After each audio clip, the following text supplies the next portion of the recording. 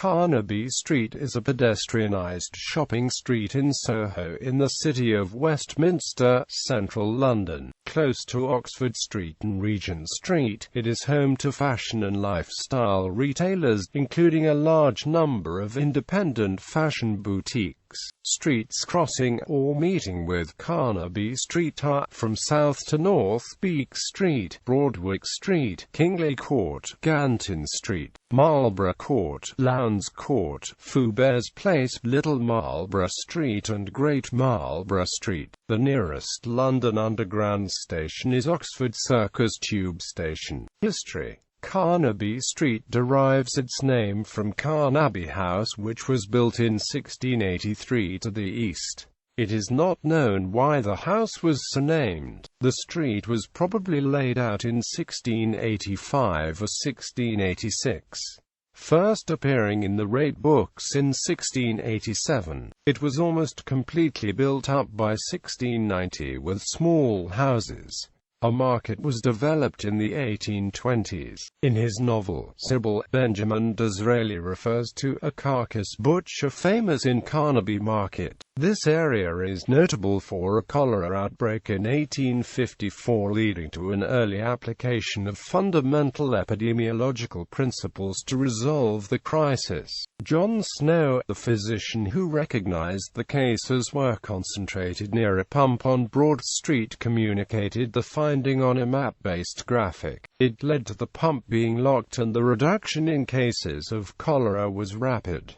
20th century. In 1934, Amy Ashwagandhi and Sam Manning opened the Florence Mills Social Club, a jazz club that became a gathering place for supporters of Pan-Africanism, at number 50. The first boutique, His Clothes, was opened by John Stephen in 1958 after his shop in Beak Street burned down, and was followed by I Was Lord Kitchener's Valet, Kleptomania, Mates, Braville, and others. By the 1960s, Carnaby Street was popular with followers of the modern hippie styles. Many independent fashion boutiques and designers such as Mary Quant, Marion Fole and Sally Tuffin, Lord John Merck, Take 6, and Irving Sellers had premises in the street, and various underground music bars such as the Roaring Twenties opened in the surrounding streets. Bands such as the Small Faces, The Who, and Rolling Stones appeared in the area to work, shop, and socialize.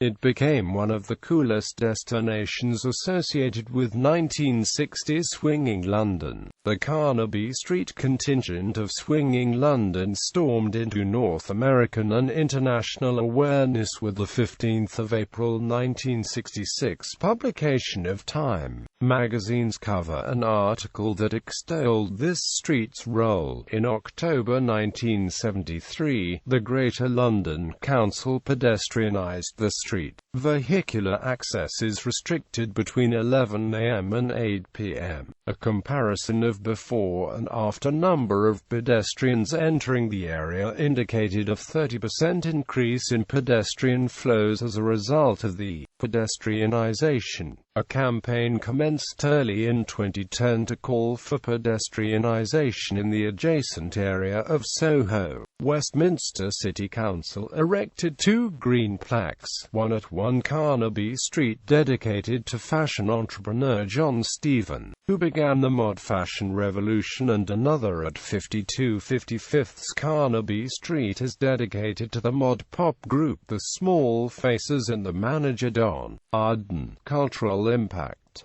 In 1966, Harry Fox and Henry Moss opened Lady Jane, the first ladies' fashion boutique in the street. They parted company and Harry Fox opened Lady Jane again, Lady Jane's Birdcage, a souvenir shop and a menswear shop. Sir Harry. Carnaby Street was satirized by the Kinks in the 1966 hit Dedicated Follower of Fashion, which contains the line, "Everywhere the Carnabytian army marches on, each one a dedicated follower of fashion." It was mentioned in the 1967 film Smashing Time. One of the songs, Carnaby Street, features the lyric, "You'll pay for the gear on display to appear on the scene. It's no good being mean, they'll have your every bean." In 1969, Peggy March recorded an album called Carnaby Street, with a hit song of the same name. A song by The Jam, Carnaby Street, was written by bassist Bruce Foxton.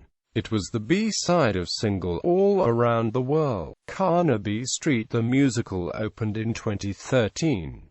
The show is set in the 1960s.